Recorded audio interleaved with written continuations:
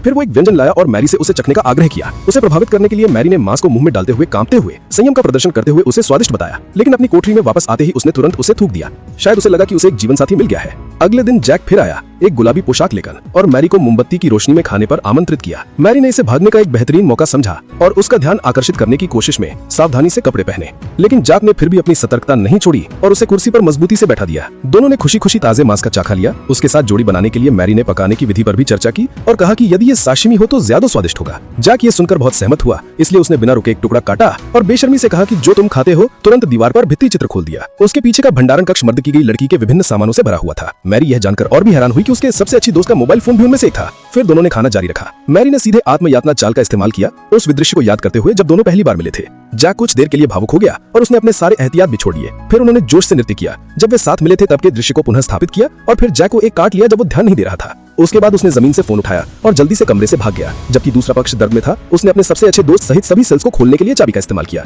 उन तीनों ने एक दूसरे का सहारा लिया और लिविंग रूम में आ गए और वे जैक से टकरा गए।